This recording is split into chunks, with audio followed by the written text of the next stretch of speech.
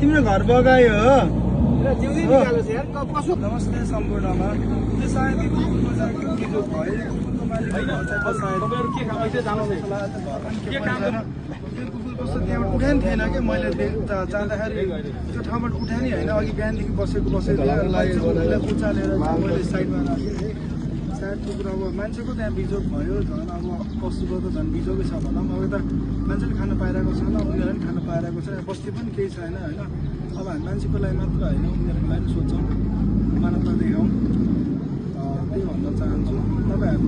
जता पनि यस्तो अहिले बारी पहिरोमा देख्नु भएको छ भने एटलिस्ट बिस्कुट भयो पाइँदैन होला उनीहरू पनि बाँच्ने अधिकार छ हामी मान्छेको आफ्नो लागि मात्र साग कस्तो घर पालेको यस्तो सिरियस छ यता आउनै मानिरहेको छैन के हो आउनु माने यता घरतिर कसको यता आउनै मानेको थिएन बस्या थियो अनि बिजोग भयो अब यसको चाहिँ एकदम है काली बिजोग भयो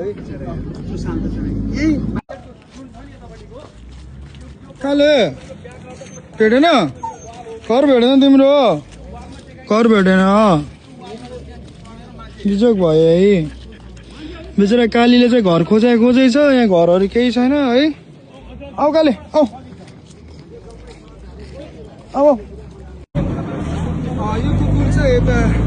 सायद कसै घरमा पालेको कुकुर जस्तो छ एकदम बिजोग रहेछ दुबानी रहेछ खाना बिस्कुटहरू खाँदा नि खान है मान्छेको सँगसँगै यहाँ कुकुरहरू पनि बिजोग हो अब हामी मान्छे त बोल्न सक्छौँ के भयो भन्न सक्छौँ तर यो चाहिँ के भन्न सक्दैन त्यही भएर हामीले बुझेर चाहिँ माया गर्नुपर्छ है मेरो यहाँ केही छैन काठमाडौँ मलाई सबै थाहा हुन्थ्यो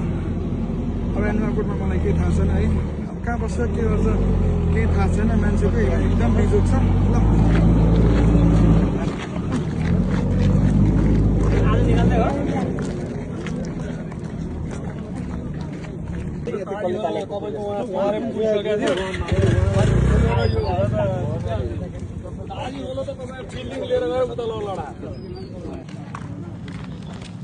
पानी खोलिए,